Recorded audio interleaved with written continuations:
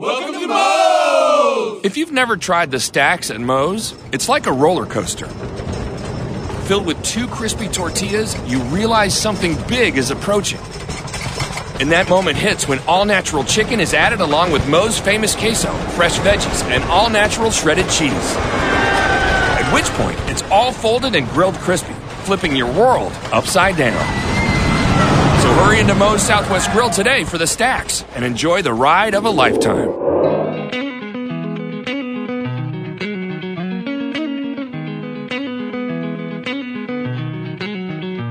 We are in the circle, NorthJerseySports.com's original multimedia series talking all things North Jersey softball. This is Season 2, Episode 2, and believe it or not, it's already almost crunch time. This spring season flies by so fast, so we got to catch up on some things.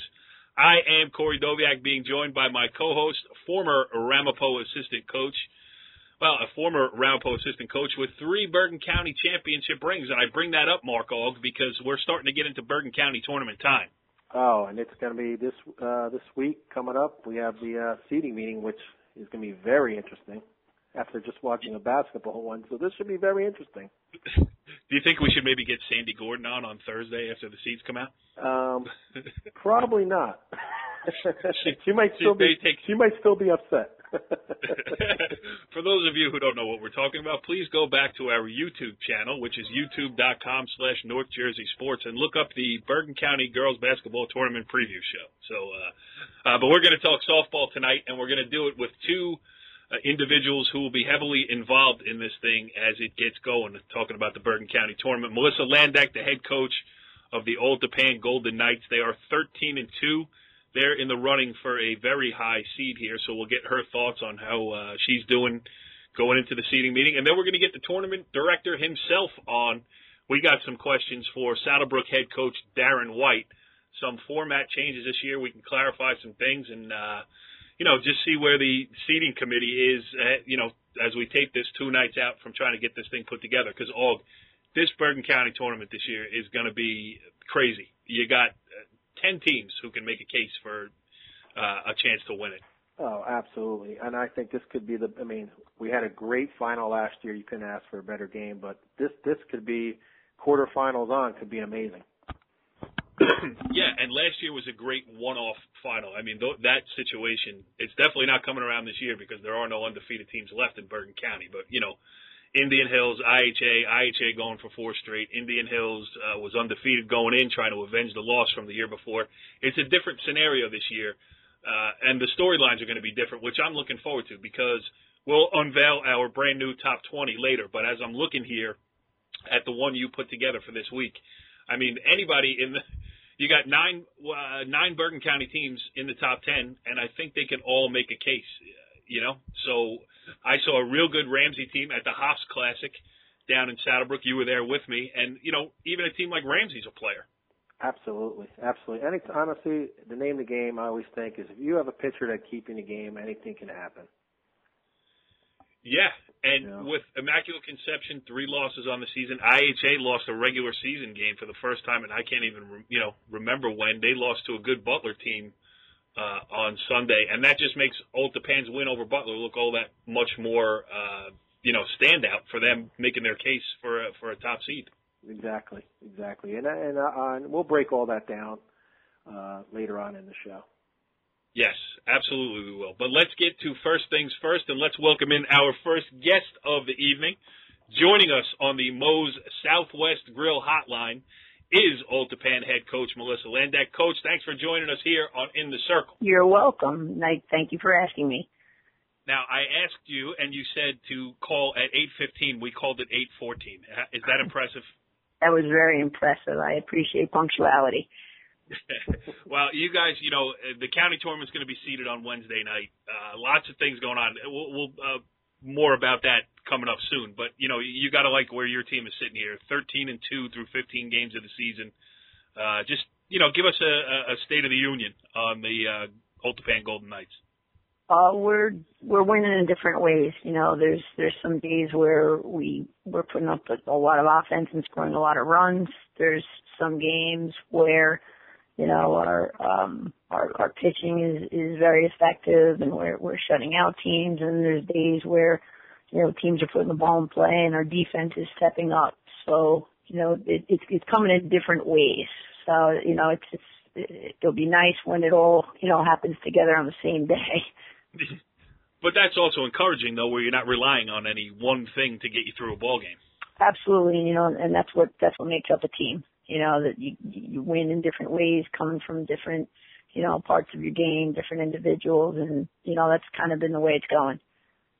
Yeah, and it looks like it's going to be a showdown on Friday. I know you got games in between, and I know you, for many years, you would never look ahead to a big game without playing the one right in front of you. But on Friday, the Northern Valley Regional School District will have an sister school game between Old Tappan and Demarest that probably will come down to deciding who is going to be the league champion. Now, I want to keep you around here because we're going to play a little game here on NorthJerseySports.com. Ready? Okay.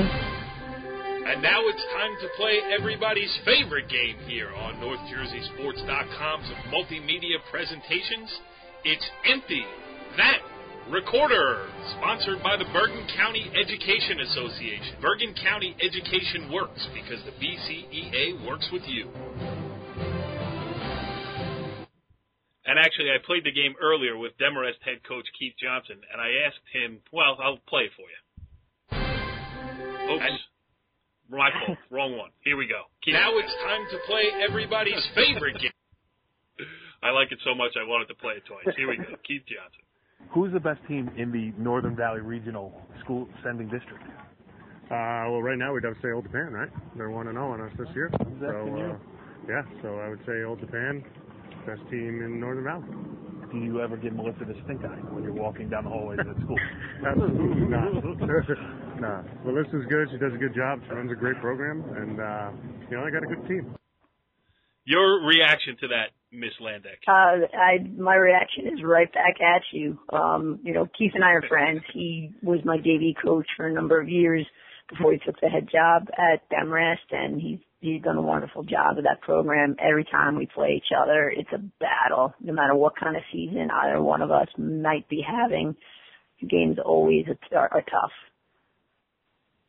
And it's great that both of you are good this year. Go ahead. Well, it's interesting because I was behind a lot of those battles within the district as well, like Rampo, Indian Hills. So do you take a different approach towards that game, or is it the same approach when it's coming down to you and Demarest? I think across the board, it's not just a softball thing, as you know from being in a 2 high school district. I think you can downplay it as much as you want, but on any in any given sport, when you're playing your sister school in something, there's an extra little something added into the mix, regardless of what else might be on the line that day. Absolutely. How did you do it? I mean, I talking to you for many years before and after Indian Hills games. I mean, you always put extra significance on those games. Oh yeah, I mean, you knew it was going to be a battle. It just, like she said, I don't know. It's one of those games that actually you don't look forward to, believe it or not. It's like, oh my God, if you lose, you got to hear about it. You win, everybody's happy for you, but it's not a game of really you look forward to. You kind of grin and bear it. Melissa, what do we make of this Bergen County softball this year? I mean, it is a mess, and I mean that in the best way possible, because going into this tournament, I don't know who the favorite is. I don't know who the best team is. There's 8-9 teams that can make that case. Have you seen it? Like, your reaction to it. This has got to be the most wide open it's ever been. Yeah, no, I agree with you. I think for the first time in quite some time, there's a lot of parity. There's maybe a group of 8-10 teams that you could put in the top group and then just roll out the ball and let them play, and anybody could beat anybody. I think it's going to be an interesting tournament. Og, look in your crystal ball. Where do you see Old Tappan? I have them the 2-3. Yeah. Yeah. I mean, I think they're right there, too. I think, absolutely. I don't think that they should be any lower than that.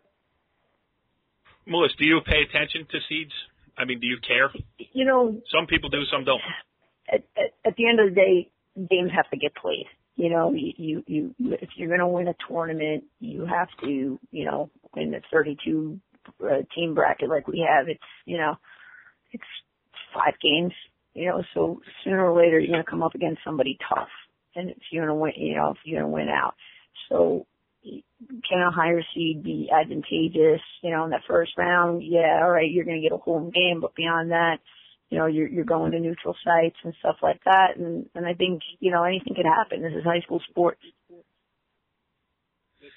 Let's talk about your team a little bit. Obviously, anchored in the circle there by Julie Rodriguez, who is as good a sophomore as there is in the state of New Jersey. And I was at the game when you played against IHA and watching the battles between Rodriguez in the circle and Reese Guevara for IHA batting.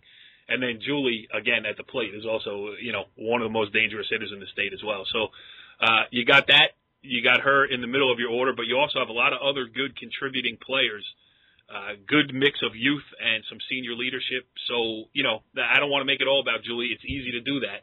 But you have a lot of kids who are contributing this year. It's certainly natural, you know, in softball, everybody's first glance goes to the circle, and you know, Julie's done an outstanding job and put a lot on her shoulders as a sophomore. But like you said, that's not to detract from, you know, the efforts of all the other kids on the team.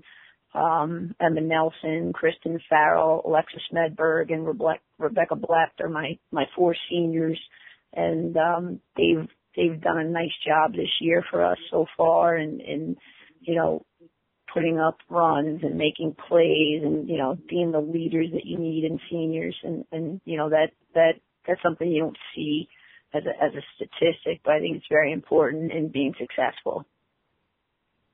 Yeah, and they play up the spine, too. I mean, Smedberg's injury, unfortunate. And I don't want to get too deep into that because I'm sure you don't want to give away any secrets about her recovery and everything else like that. But, you know, when she's healthy and on the field and she's playing center field, and Emma Nelson at shortstop, I think she was an all-county player last year, if I'm not, if I'm correct there. But, you know, leadoff hitter for you, really does. But the Kristen Farrell is the quintessential. I was having this conversation, believe it or not. I was coaching my daughter's 5th and 6th grade game the other day, and I was talking Old Tappan softball with somebody, and Kristen Farrell's name came up. She had pitched for you, I believe, as a freshman. She played third base for you when Lexi was out. Now she's playing second base, batting in the you know, that's the kind of kid, a program player that you really need if you want to go on one of these. Absolutely, I can't say enough about her and her versatility and just, you know, willingness to do what's best for the team. You know, she's been, you know, a model in attitude and commitment. Yeah. Oh, you got something else? I know I'm monopolizing. Yeah, but I see that obviously depth has helped you guys, obviously, with the injury with Smegberg, but you guys haven't missed a beat, you know. So obviously depth, is that a key too as well? You have more kids you can turn to than you have in the past? Well, certainly. I mean, you know, Alexa brings a lot to the table, both offensively and defensively. And, you know, we're always, you know, in the back of our minds, you know, preparing, you know, younger kids for the future. And I can't say enough about Matt Doherty, my assistant coach, with, you know, the work he does with our outfielders. And we would have been able to, you know, fill in Alexa's absence the way we had, you know, if Matt hadn't been preparing these kids. And, you know, that's something I'm always grateful for. I could say a lot about Matt Doherty, but none of it's suitable for the air, so we'll leave it at that. All right, Melissa, we'll let you out of here, but not when you talked about the future of the program. I will tell you this, that the fighting Northvale 5th and 6th grade recreation team came back from 2 runs down against Cresskill and tied the game, and it ended because of darkness. Big game for Hope Dover. Very nice. I'm glad to hear that. She must have been a Golden Knights softball camper at some point. Well, I got one other question for you, though. I want to know what your reaction was about the Doviak daughter there wearing the IHA Blue Eagle sweatshirt around them.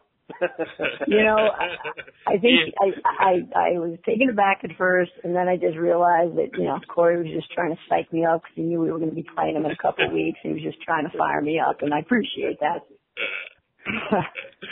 Melissa Landeck, the head coach of the Old Tappan Fighting Knights, off to a 13-2 start. Big things to come this week.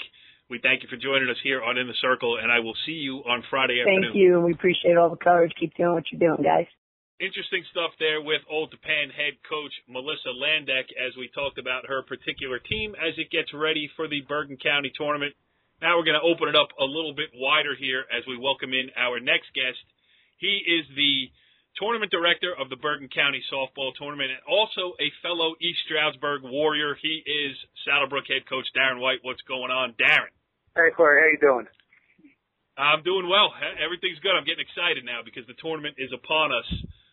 It gets late early in this spring season. 3 weeks, the season starts. It goes so fast, and all of a sudden you're in crunch time. So we're there, and you're the guy who's in charge of getting this thing together. A couple things I want to throw at you. Now, the Bergen County tournament field, the way it's picked, has changed a couple times over the last few years. Last year was straight by PowerPoints. This year, kind of going back to the old system. But it's kind of the old system with a couple of, I don't know what the word is, but a couple of questions still to be answered. So if you could, give us an update on what's going on there. I mean, obviously, everybody above 500 is in. What are we doing with everybody else? Well, that's a great question. And, since I've been running the tournament, I've always tried to make it cater to what the coaches deem best. And we have our June all-county selection meeting. Usually, at the conclusion of the county tournament, we open the floor up to suggestions, and there's been some great suggestions, and we're always trying to make the tournament the best it can be. And, with the size of Bergen County and the quality of play in Bergen County, personally, I think, it's one of the top tournaments in the state. And I guess it was 2 years ago when the state went to the PowerPoint system. It was brought up, let's do that in the county softball tournament, which we did employ last year. Now, doing this for the first time last year, there were some anomalies that came up. One of the things that was addressed a few times was it doesn't take into account head-to-head. There were some instances where teams had beaten other teams not once but twice and still got seated behind them.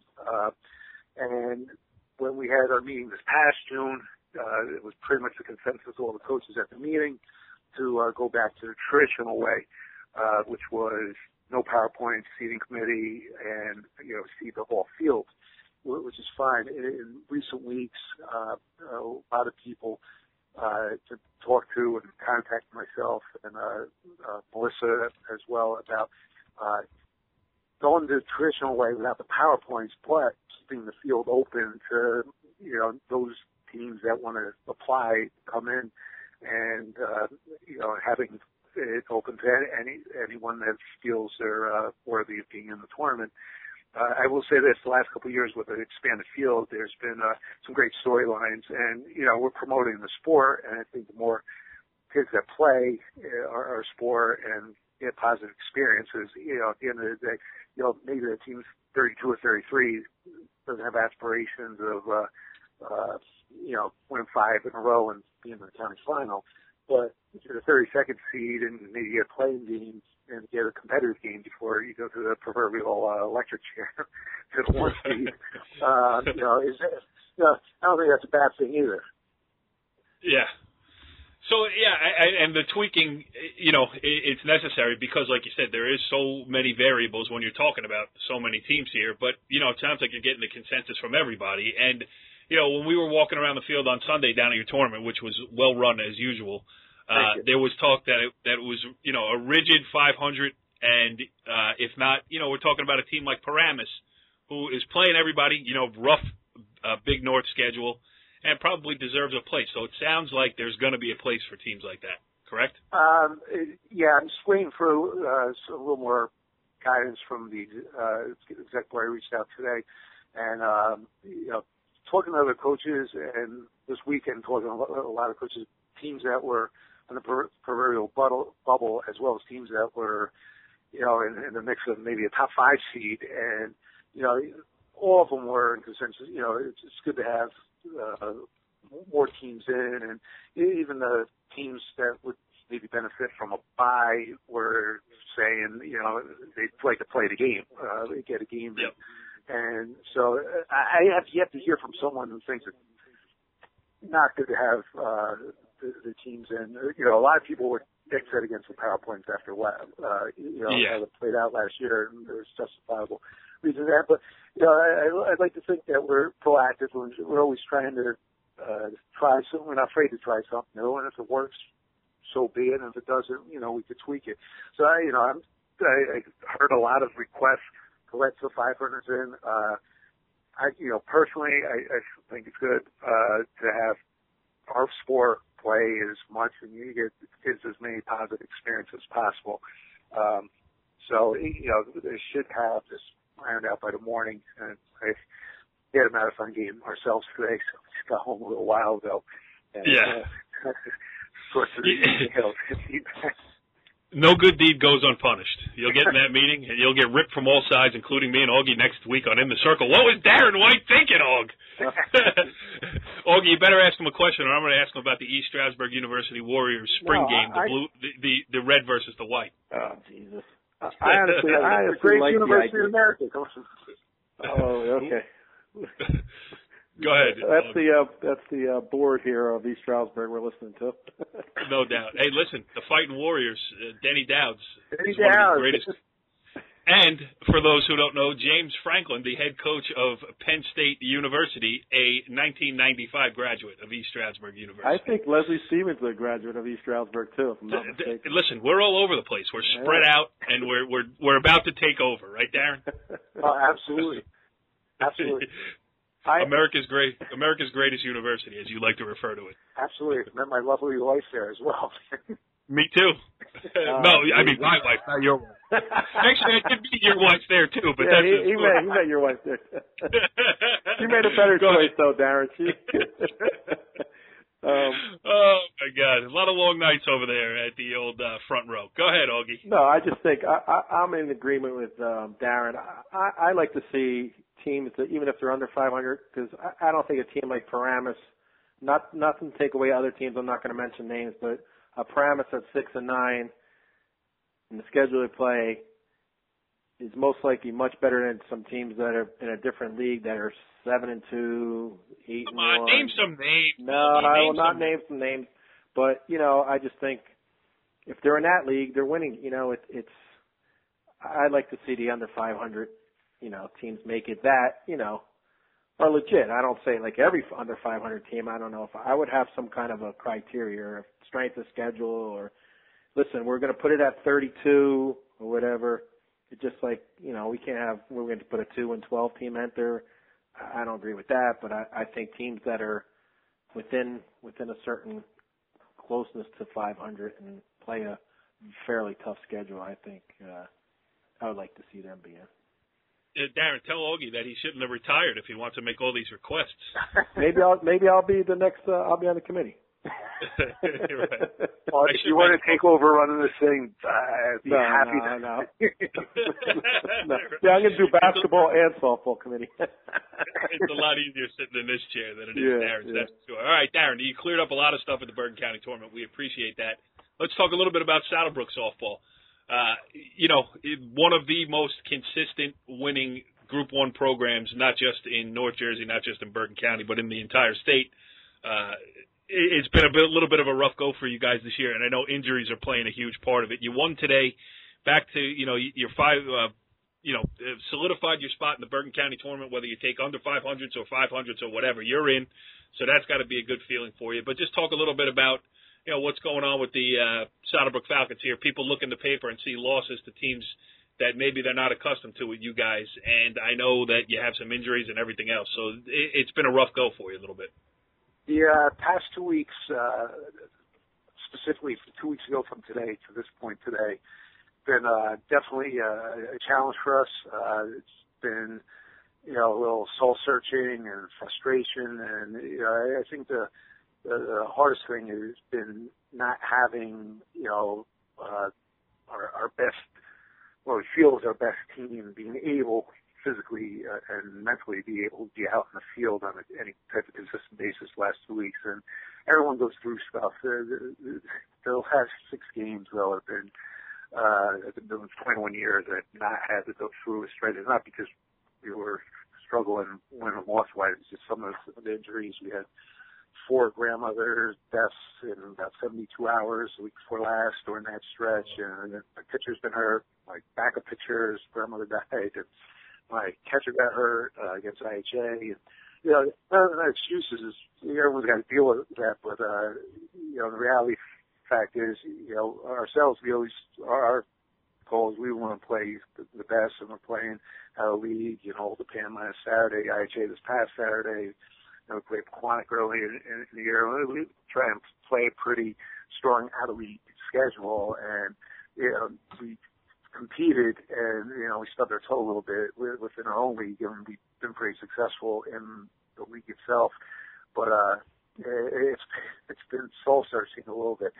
It's said loud now as you start a team the past 2 weeks, but it's not how you start, it's how you finish, and things like that. And I think when we have our whole team out there intact, like we did earlier in the spring, we can give some teams a run for the money. We did graduate a lot, and I felt very strong about the talent level turning and replacing those kids, but some of those kids got hurt, so we're I was looking out in the field yesterday.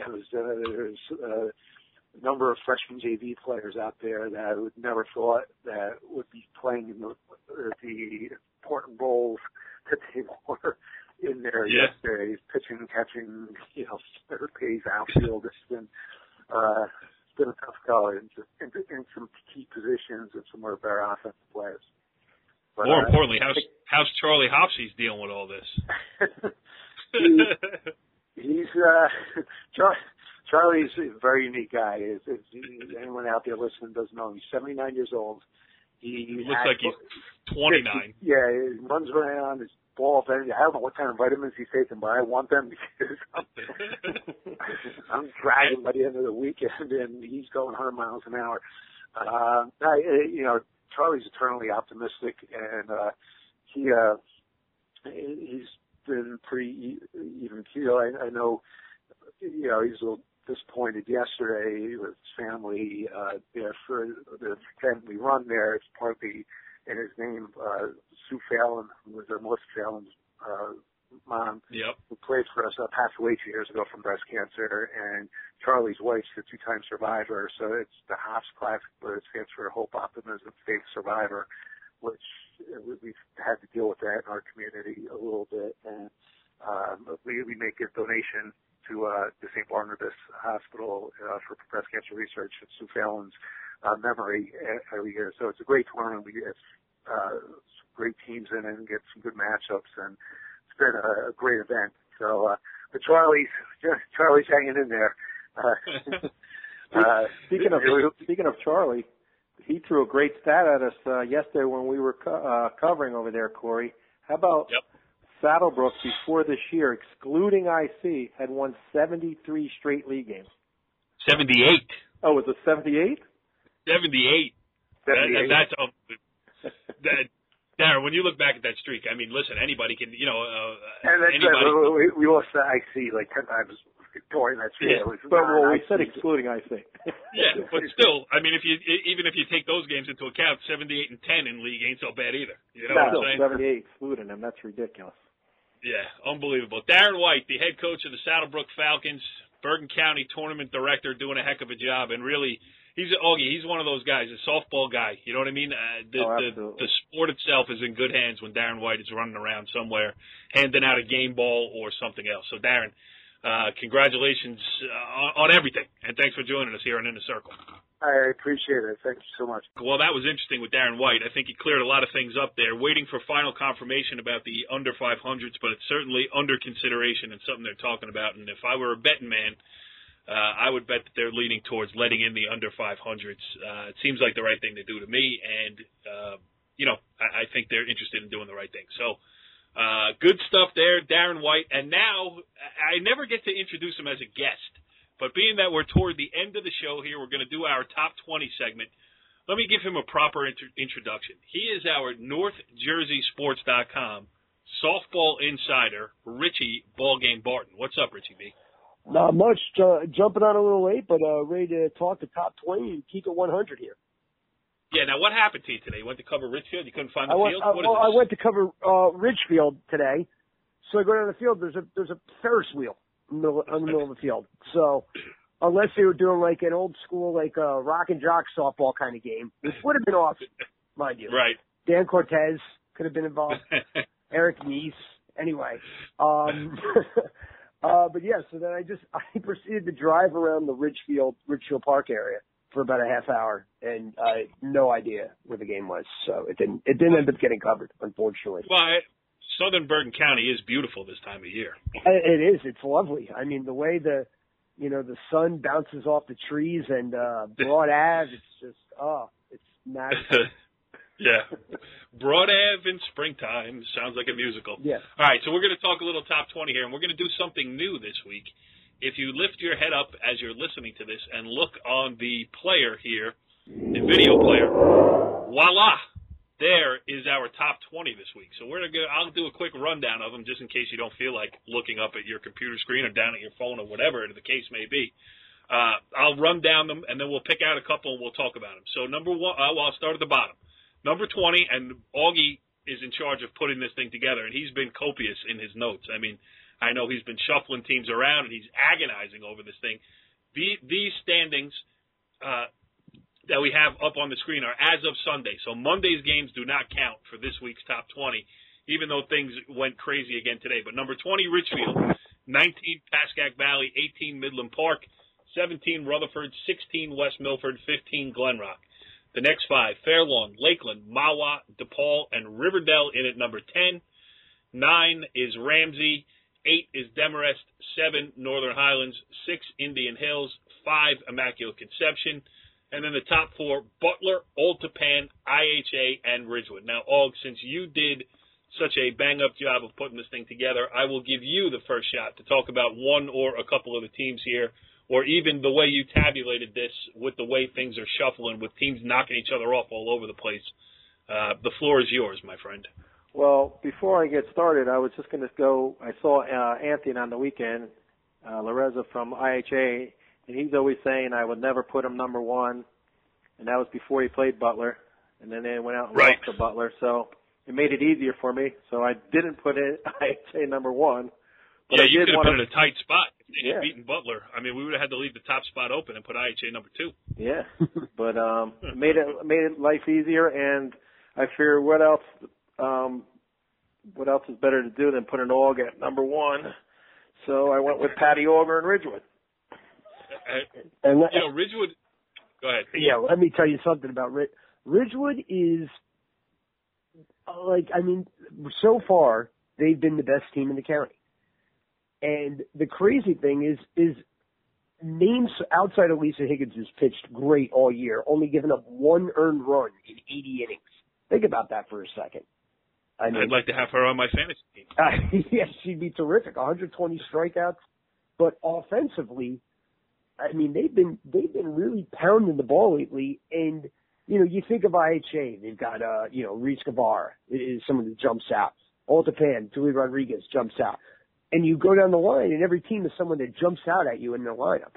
Ridgewood doesn't have that. Ridgewood just has a solid 1 through 9 where everybody hits, everybody runs, and all of a sudden you look up and it's 11-0. And but their measuring stick is really going to come in the next 10 days. In a 6-day span starting on, I believe, Thursday or maybe Friday, they have Highlands, who is it? Highlands, Old Tappan, and Indian Hills in a 6-day span. So, 2 podcasts from now, we'll know a lot more about them. But as of right now, they've outscored teams 101-7. I mean, they've let up 7 runs in 12 games. I mean, that's remarkable. Yes, that's less than 1 run per game. And always a team that plays solid defense. Ridgewood is always solid in the field, too. Besides that, they are just always fundamentally sound. That's another thing. That's a team that over the years, I mean, all too well, they never beat themselves. Never. But you have to really earn a victory against Ridgewood. And Ridgewood wins all types of games. They win games 8-7. They win games 1-0. And, that makes it, increasingly difficult for opponents because you just have to play it out by out just the same way Ridgewood does. Yeah, and Patty Auger, how underrated a coach. I mean, we've never had her on in the circle. I think that's your homework for next week is to get us we did Patty try Auger. last year. Oh, yeah, you're right. So. All All right, well, we haven't tried in about a year to get around. Yeah, That's so what we'll try. Now that, at the top, we should try. Yeah, no doubt. All right, I'm going to pick out a team here. We talked about Old Tappan already. I'm going to pick out Demarest because I covered them today against Teaneck. 12-0 in 5 innings. They took care of business there. And they have a big game, obviously, coming up against Old Tappan on Friday, in a game that's probably going to decide the league title. But they're a team that, and Richie B, we talk about this, and Aug, being involved in the basketball. When you got 2 Corcoran twins, you got a good team. Oh, God. How important have those two real good been athletes. And it almost seems like the bigger the game, the better they play. Yeah. And how important have those two been to the Demarest female athletic programs? They since freshmen, they've been starting in 2 sports. Volleyball went to a state final this year. Basketball, they did what they did, one of the best years in school history in a long time, at least, at Demarest. And then now in softball, where they bat first and second in the order. One plays shortstop, one plays center field.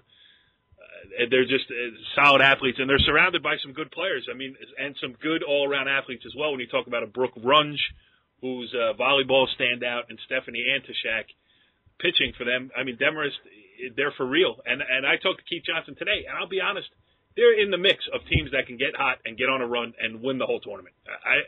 But you can say that probably about 10 other ones, right, Og? Oh, absolutely. And honestly, if I was doing the top 8, they would be in my top 8 in the seeding meeting. No questions.